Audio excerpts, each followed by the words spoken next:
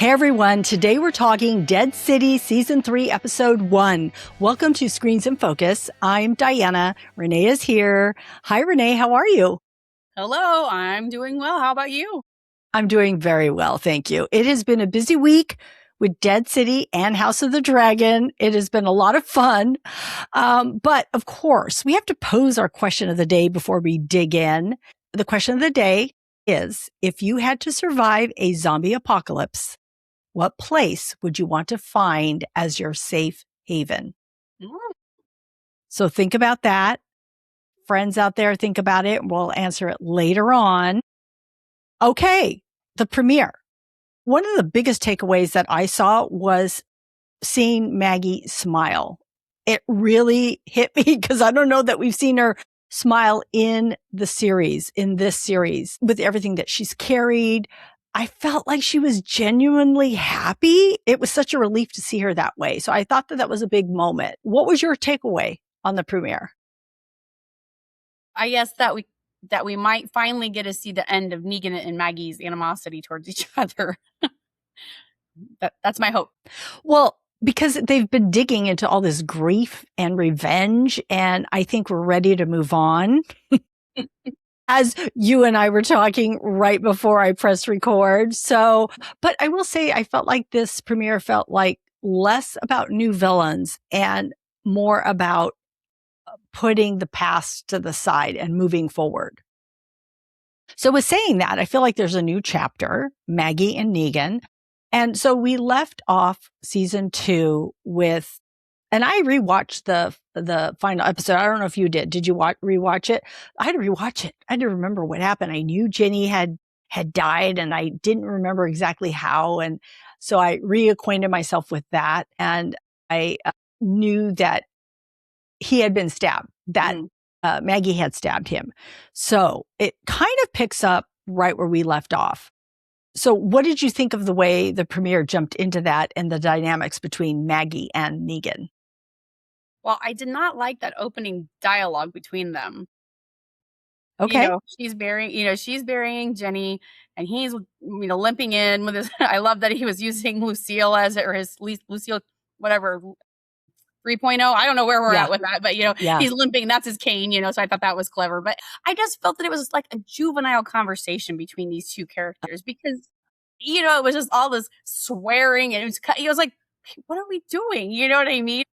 But I like that not a lot of time has passed in between because sometimes we get these big gaps. It's like, well, what happened? Right. I want to know, So I kind of like it a lot of times. And I know sometimes just storytelling wise, we got to skip ahead, But I did like the fact that not a lot of times passed. And so there was a lot of emotions. There was a lot of stuff that went on, death and just, him being stabbed, or her and Hershel, all these things happening. So I like that not a lot of time has passed and we kind of got right into it.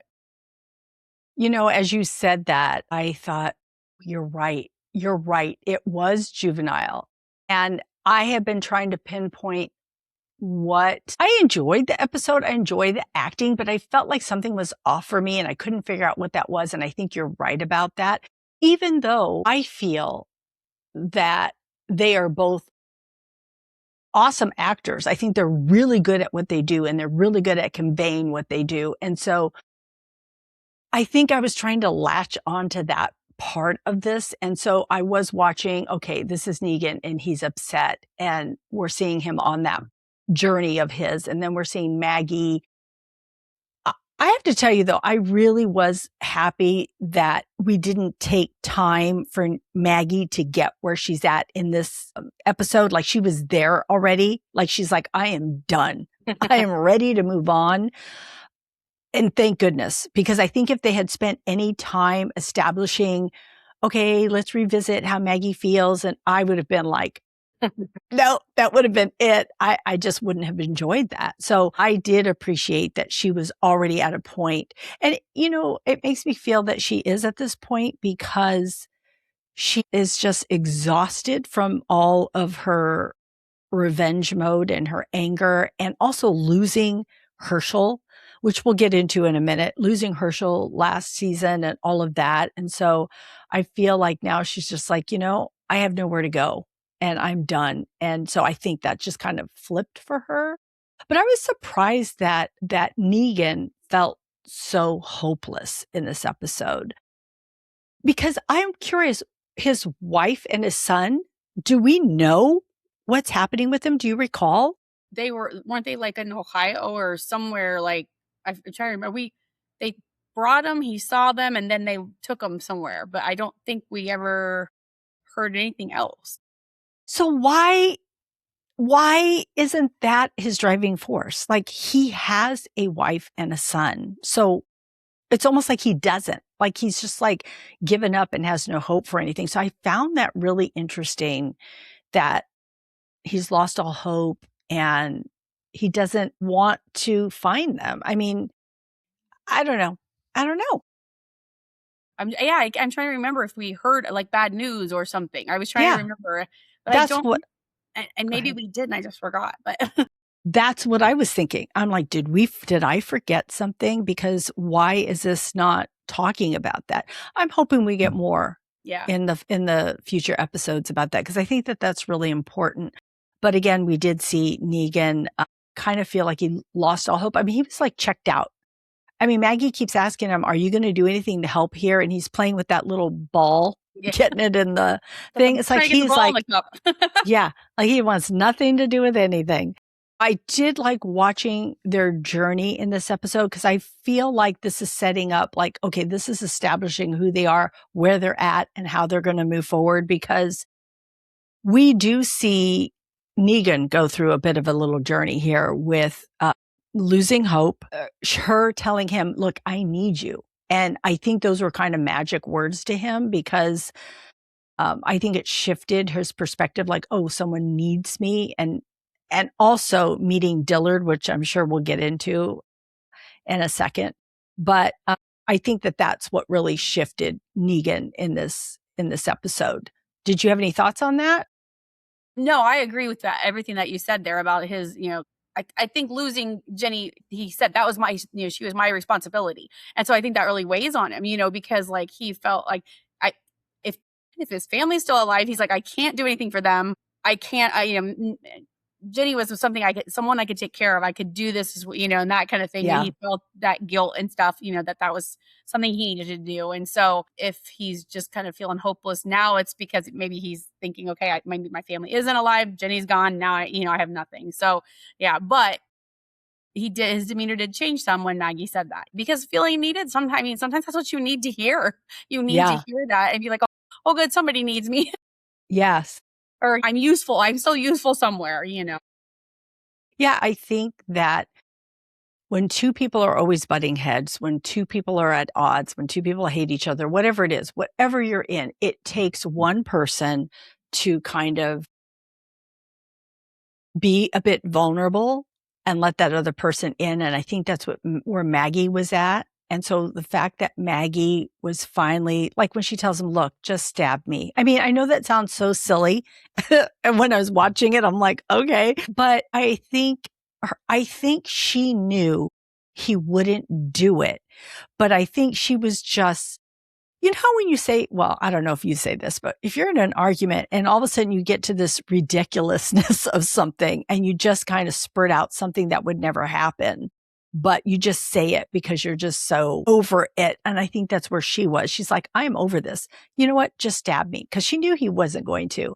But when she says, I need you, and he steps up, and then he tells her later on, he says, look, I wasn't mad that you stabbed me. I am mad that you didn't kill me. Mm-hmm. And she says, I don't know if that's when she says, but basically she tells him, I knew that you were capable of this. So all that vulnerability and her, I think, coming to this part in her journey of letting everything go, I think that is letting him be receptive and, I don't know, just open up. And the fact that someone says, look, I knew you were capable of this and I need you, and let's move forward. And so I think that was just a turning point for him. All right. So Maggie and Hershel, relationship is healing, but I have to tell you, I was a little bit, I didn't know if I believed Hershel right when he said it. Did you believe him? What was your thought on it? And do you still believe him? I don't even know. Yeah. So so it's been a couple days at most.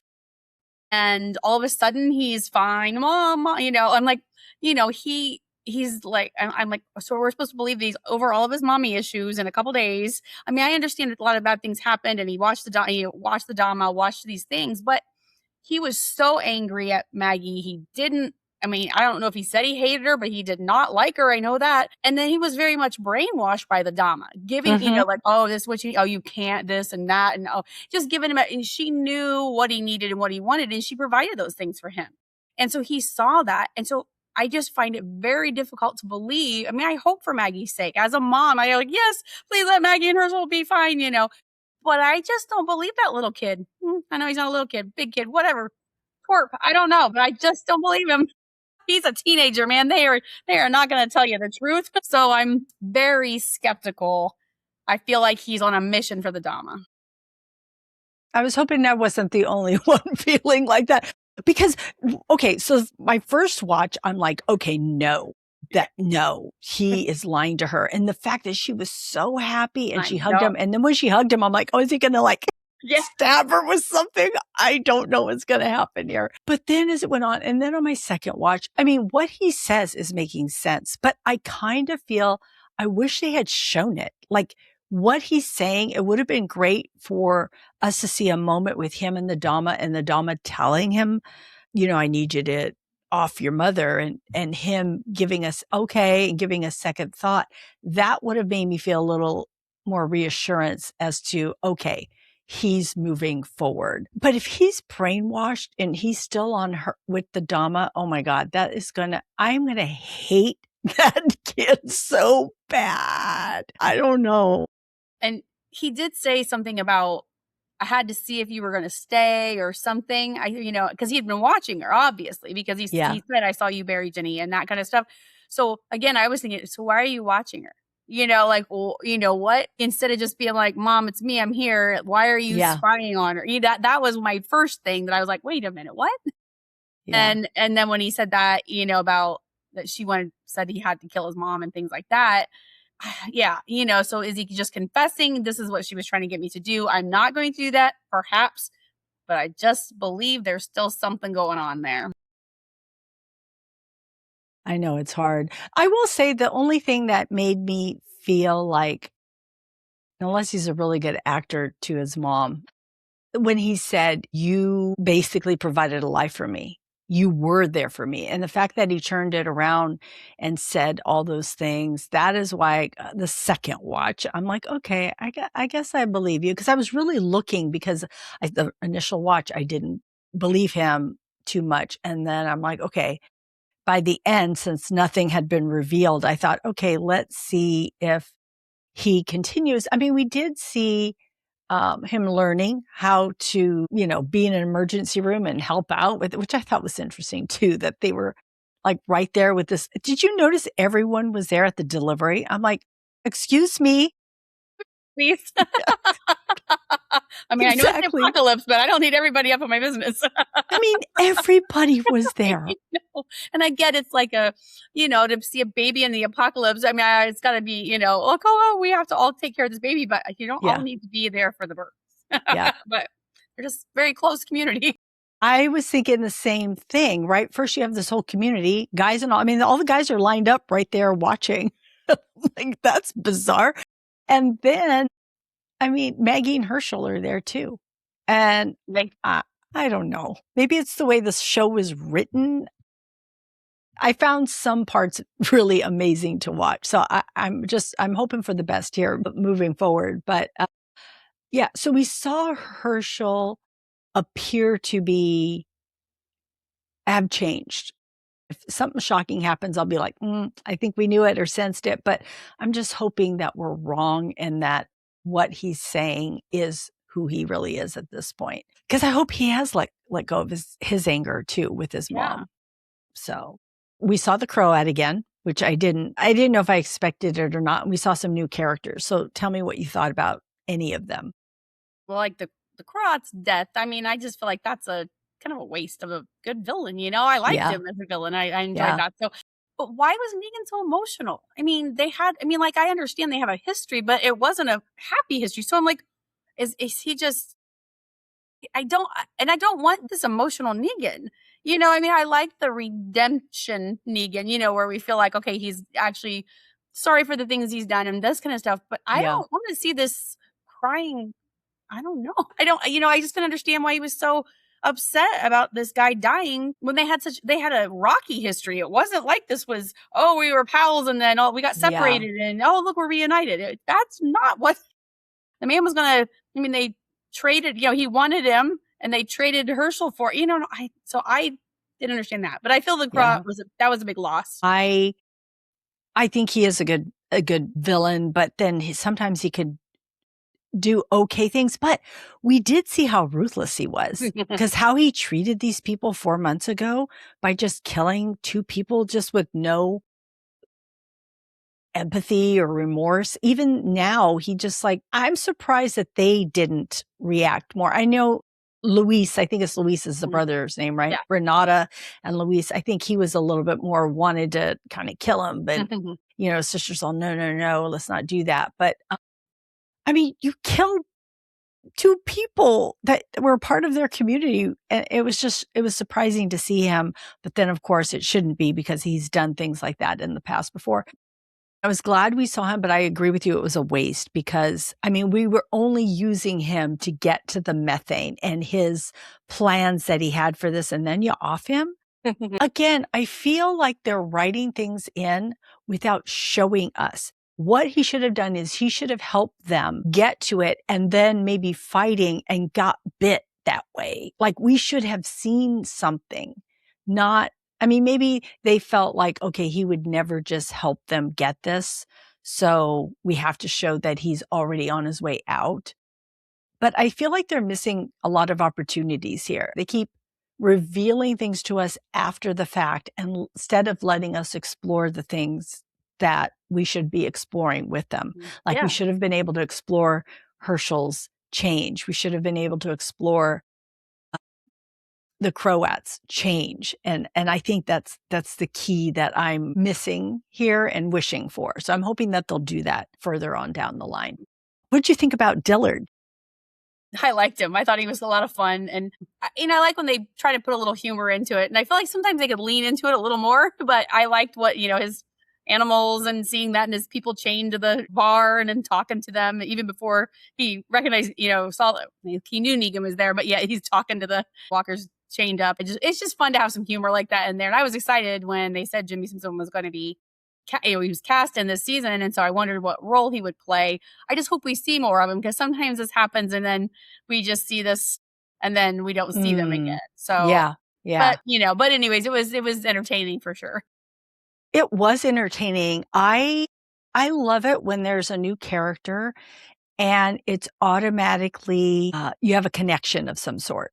And I felt that with him, like he had a presence on screen, which was, he's just a regular guy, but for some reason, I think that's when you can tell when someone's a really good actor because they just bring something to the role. They have all this history behind their eyes, how they portray themselves. And so I thought it was interesting. Again, I wasn't sure because it's been a long time being in an apocalypse. And I thought it was interesting how he didn't seem to be fazed by life in this world right now, right? He has it set up, but there are people like that, right? You meet people all the time that just have a different take, handle life a different way. And so I love seeing that. And we could tell that Negan was so fascinated by him.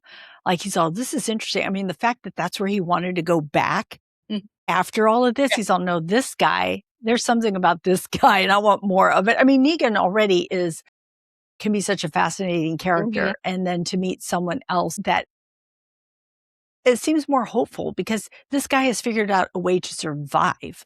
And that has taken a lot of time, but that's how he's doing it. But at the same time, there's got to be something missing because all he's dealing with is animals and walkers. So it's interesting who has come in.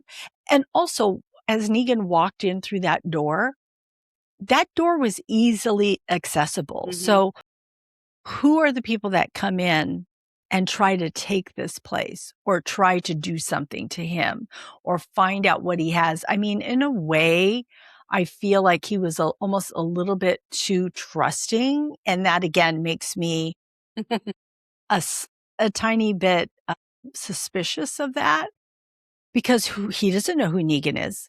What if Negan's all, I want this place, and just knocks him over the head? So, I mean, we'll see where that goes. The new group we met, I think they have an interesting dynamic, and they seem like real survivors and stuff. And now without the Croat, being lording over them, that, I feel like they could be good allies for Maggie and the Bricks, the rest of the residents at the Bricks, because we know things aren't working there. So, maybe moving them to the city is what needs to happen or something. Because it just seems like they're constantly having trouble there and things. So, but yeah, I think it was an interesting new group, and they weren't villains. They so far seem like they're not the villains because, the Croat was there. But yeah, so I'm excited to see what transpires with this group. Yeah, it was interesting because first Maggie's all, I'm going back. You guys should come back with us. And then they're like, oh no, you should stay here. We could be a good pair working here. And she's all, look what we have. And I'm like, I don't know. I need to view both these places and decide which is better, because it didn't look that enticing to me. I mean, there's a lot of ruins there in New York every time we got the backdrop of what we were watching. So I thought that was, I don't know. But of course, Maggie's going to stay there because it is Dead City and it's the whole reason that they are there. But of course, Maggie's on a mission to deal with the Dama and how that moves forward. Speaking of the Dama, okay, I do have a question. Were those two men working for her, or are they working for someone else? Because they said Sarge at the beginning. Yes. And Sarge told us to do this. So whether she's calling herself that, I don't know. Or if she has a new person in charge or whatever. I get, because I don't know. I don't remember any other people. I was trying to think, who else would it be? So I didn't quite understand, because then she was all like, but she acted like she knew them when she saw them then, and said that, well, we can get you fixed up and whatever, that kind of thing. Yeah. Yeah. So yeah, I was curious. I'm glad you brought that up, because I thought the same thing. I'm like, okay, so who's Sarge? Then we never did get that answer, which we may. But then she seemed very friendly with him, but she's also very manipulative. So there may be, yeah, I wasn't sure what was going on there. So I'm glad that you said the same thing. Also, who created the wanted signs? Was that the Babylon? But why would that be? But they created the other one. Not that that's a very good point, because remember when in the beginning, That's Babylon true. is the one who did that. So maybe they do work for New Babylon, and she just found them and was like, hey, trying to act all nice to him. Right, right. Yeah, very interesting. So yeah, I guess I don't know the answer to all of that, but that's very good that you brought that up. Okay. And the biggest question of the day, where is Pearlie? We did not see him, and it ended with all three of them. I mean, he wasn't even mentioned. But he was going against New Babylon right at the end. It seemed like he could be. I mean, maybe he had to pretend, to save his family. Yeah, because he's got his girl. Yeah. So maybe, yeah. So now I forgot that we didn't see him. And I had forgotten that he was on, like, the three of them were like to do whatever. So yeah.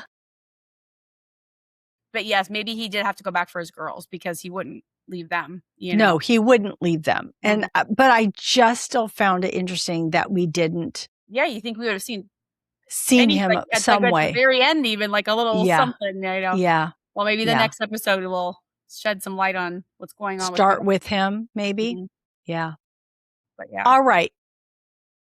Thematically, did you see anything here? I guess, Negan's hopelessness, that, was just, again, like it's kind of odd for him to feel that way. I'm having trouble wrapping my brain around this Negan. I don't, like I said, I don't like it because it's not Negan. Yeah. I mean, I get it. A lot of stuff's happened and stuff, but he's just usually so resilient and just is like, almost uncaring a lot of the time. But I suppose maybe his family's changed him some, and things.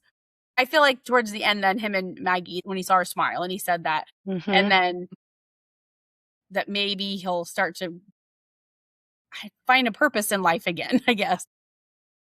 I know. What will that be? What will that be for him?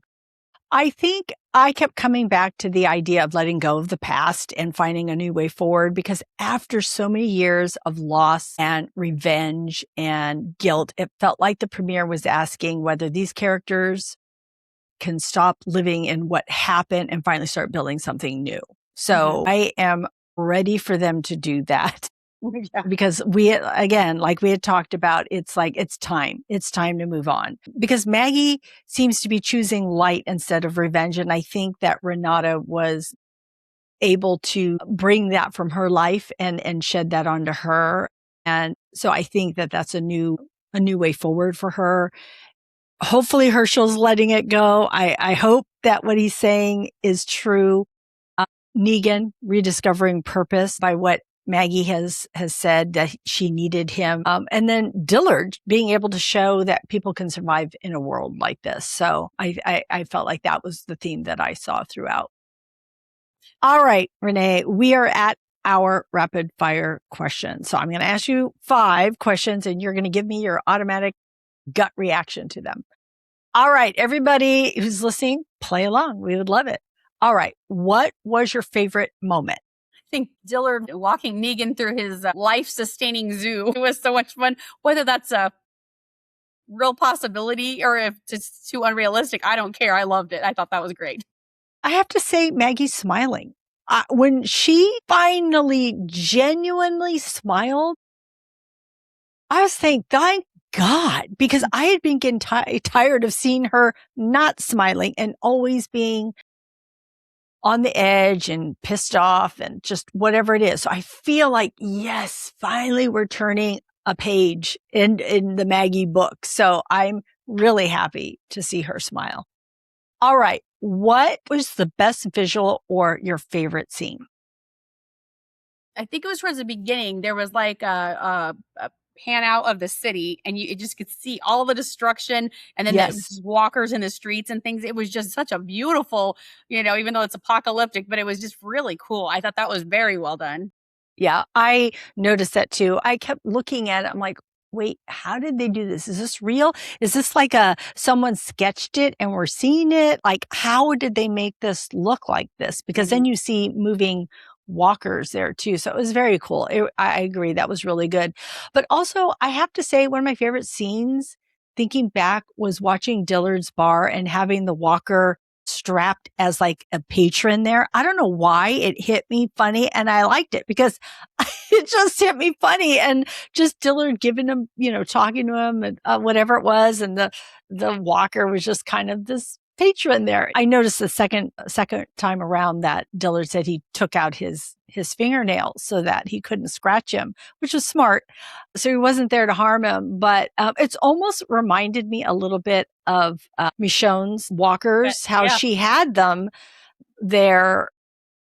You know what? It just made me realize maybe that's Dillard's plan too, to keep other walkers out, right? By keeping these ones in there, it kind of masks the smell of humans. I don't know. Okay, Dillard, you are being very resourceful. So anyway, that was one of my favorite scenes that I saw. Were you surprised by anything? The Croat's death. I think that was my biggest shock because I expected to see him the rest of the season doing things because, sometimes he'll kind of side with Negan, sometimes he not, sometimes, he's always back and forth, whatever benefits himself kind of thing. And so I expected to see him. So I was surprised that they killed him off. Yeah, that's a good one. I was very surprised that we did not see Pearlie this whole episode.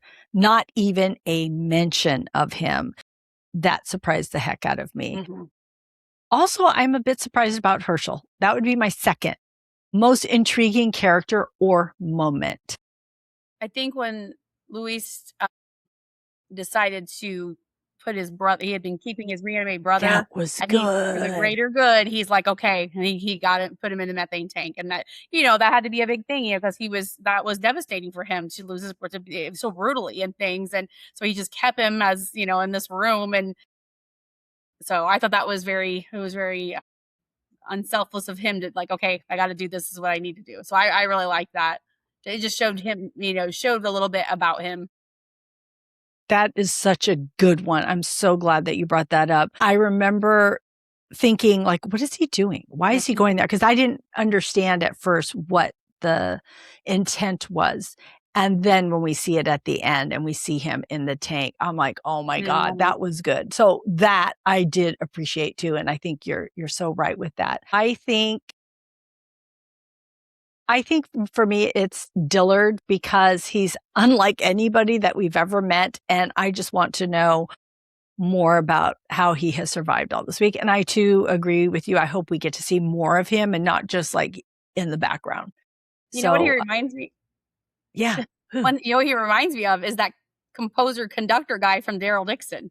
Remember with he had them all hooked up to, all the different instruments and things. I just thought about that because he said, unlike anyone we met, and I'm like, that guy was the same kind of thing, a little more intense with all that. But anyway.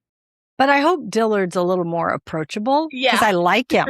I like him. Yeah. I hope I like him. It's like, okay, I can't like anybody too much because then because you can't tell because I feel like I like him and he just better be someone who's likable and not like flip the switch and be a villain. Again, it's hard for me to trust anybody in this world. You got to be Sarge. Yeah. He could be the Sarge. Yeah. We have no idea who he is right now. All right. What are you most looking forward to in this season? All of the Maggie and Negan feuding, whatever you want to call it. It's just been constant throughout this. And I understand. We get it. We understand the history and all of these things, but it's a big world out there. And I mean, they've traveled, pretty far from Georgia, and now you can travel on. You don't have to be near each other. So I'm hoping we're going to put that aside and start focusing on something else. Yeah, I agree. I want to see them work as a team. I am being hopeful about this season because you and I had talked before I press record about this opening episode, and I'm glad I saw it. I love these characters. I can't wait to see where they're going. So I'm trying to be really hopeful here, but it wasn't like my favorite episode. Mm-hmm. And I know that like the Rotten Tomatoes have been pretty good for, I don't know if it's a whole season or the first initial episode. So I'm very hopeful. I feel like this will be a turning point for them because I feel like they needed to go through this to work together. And I think it'll be fun to watch Maggie and Negan actually work and fight together. So, and be who they have been previously in The Walking Dead independently. And so I hope that we get to see that aspect of them moving forward. We are going to get to our question of the day. And that is, if you had to survive a zombie apocalypse, what place would you want to find as your safe haven? I would want a small island so I can see people coming at me, but I could be away with my family or whoever I want, or my community, whatever that is. Yeah. We still have room to grow food and do things like that. But then you're kind of like, you can kind of see what's coming at you. That's really nice. For sure. Whatever. Yeah. Not in a city. Yeah, for sure. Okay. So mine is different than that because I was thinking of the bar because that's what we had seen here with Dillard. And that's the little safe haven that, Negan's going to go hang out with Dillard. So I was thinking I would want like a coffee house where I could go in and maybe nobody could come in and maybe it had some records that I could listen to. Maybe a little stage where people could, I don't know, do something, some acting out. I don't know, because I'm assuming that I can't get a TV. I don't even know if I could get a record player playing. I think I could because they have done that here.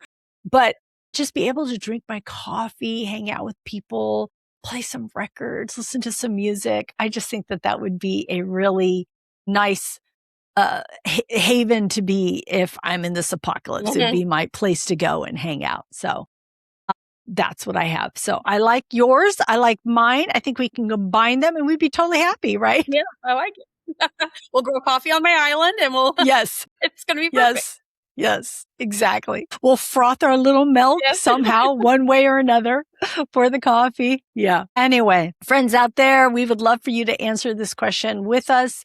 That is, if you had to survive a zombie apocalypse, what place would you want to find as your safe haven? You can comment wherever you're listening or watching, or you can get to our social media. You can go to screensandfocus.com. At the very top, all of our social media links are there, and you can click on that and get to us.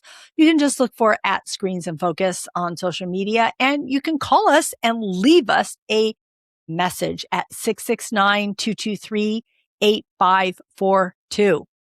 All right. That's a wrap of Dead City premiere season 3.